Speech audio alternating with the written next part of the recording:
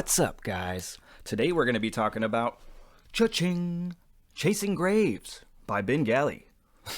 So, guys, this is book number 1 in the Chasing Graves trilogy. I've actually kind of had my eye on this for a minute, mostly because look at that stunning cover, but also because I've heard good things about Ben Galley and his writing. He has actually written a lot of different books. And I wasn't really sure where to jump in, but I heard that this was really good, some of his really good dark fantasy work, so that's where I personally wanted to start.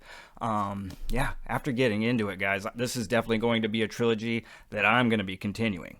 Let's get into it. Chasing Graves is a story that's told through multiple perspectives, but all these perspectives essentially revolve around the city of Araxis. Now, the city of Araxis is essentially the jewel of the empire here. And one of the key things to Araxis is that the dead don't die. They basically get bound and sold as slaves. And this is a just a concept that is kind of sinister. But Galley has a great way of bringing levity throughout the tale. So as dark as it is, it's also a lot of fun.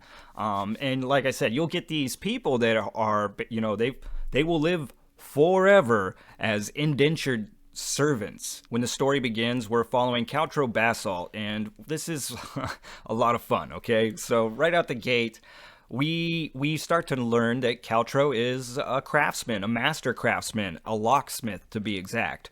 And what seems to be, we're in the middle of him picking a lock, we quickly understand that the lock has already been picked, and Caltro is basically up to some just nastiness.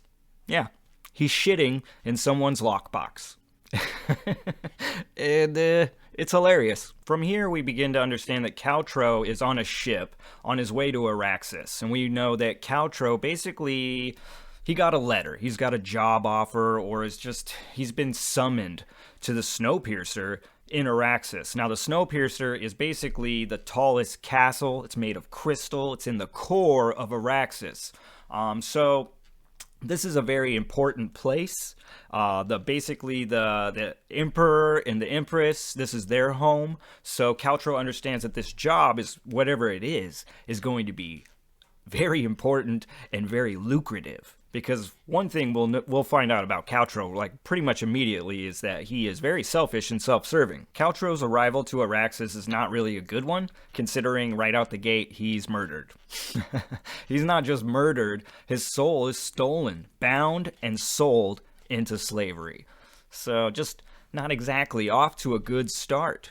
But this is the part of the story where we begin to branch out, where we begin to see the other perspectives. From here, the perspectives that will follow will include an empress in waiting.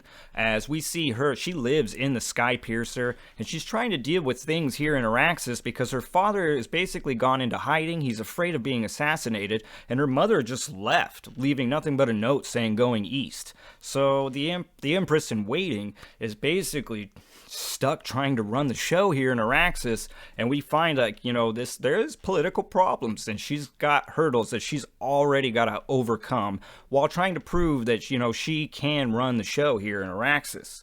We will also follow what's kind of like a crime boss with a very interesting peg leg, who also has a very colorful, cutthroat crew, and this was a cool part of the story because it does kind of add that really like greasy tone of the underworld here in Araxis. The other perspective that we follow is probably the more mysterious of the perspectives, because it takes place outside of Araxis, and we're following what seems to be a warrior woman as she's bringing her dead husband's body basically across the way because she's trying to bind him.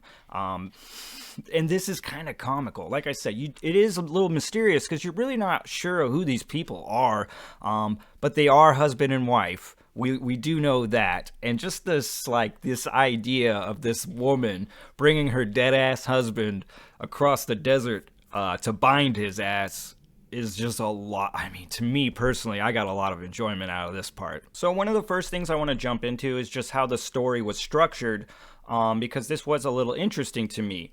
We have multiple perspectives, but Caltro's perspective is told through first person, and the rest of the perspectives are told through third person.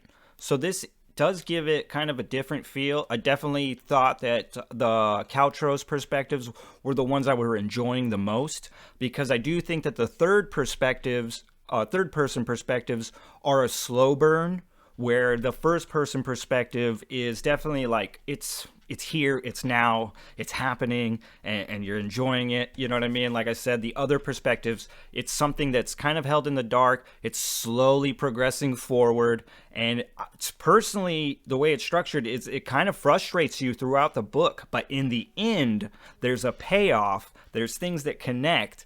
And you're just kind of going, touche, Ben Galley, touche. Next thing I want to talk about is the characters.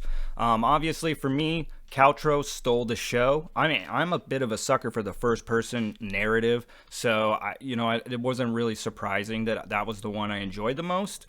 But yeah, it's just a lot of fun. Like I said, there are some kind of dark concepts going on here, and even though Caltro has been sold into slavery, he finds ways to make it kind of enjoyable for the reader. I mean, there's a point where Caltro, he's lost everything. He's a slave. He's actually lost his name. He's got a whole new slave name, all this stuff, and he's been hired by this widow, and he's like polishing like silverware, and just like how it's being delivered to the reader is just so comical, because I could picture like quirky classical music playing while he's just cleaning this stuff, just all mad and just like, oh, I can't believe this is my life now.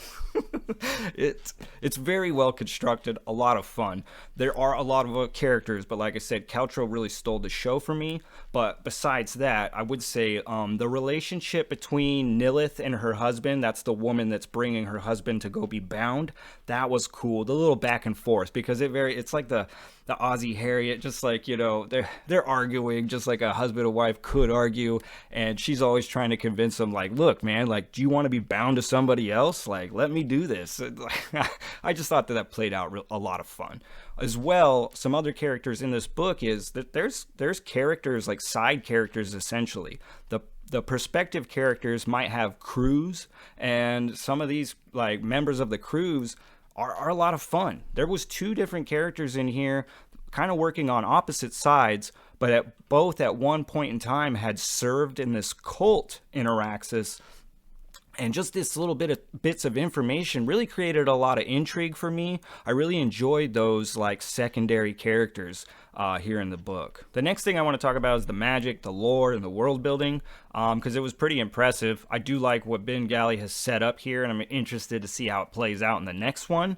But like I said earlier, like, Ben Galley is giving us this story and all the information on his time, not necessarily the reader's time. So you're going to slowly learn about the lore, slowly learn about the city or the outside of the city, slowly learn about like the rules of slavery, like the indentured servitude.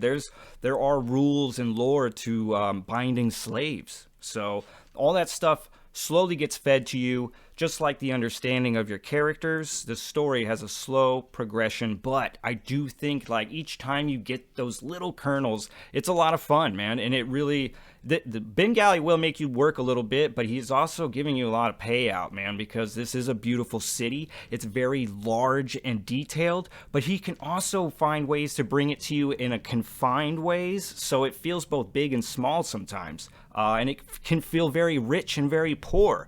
So he does a great job. This is one thing, I mean, as long with all his lore, the world building, and really just his writing felt very well balanced. But it just, the one thing being that you're going to learn about it slowly. Now for my 2 cents for the slow and the struggling, I would actually encourage you guys to get into this book, or possibly Ben Galley's writing.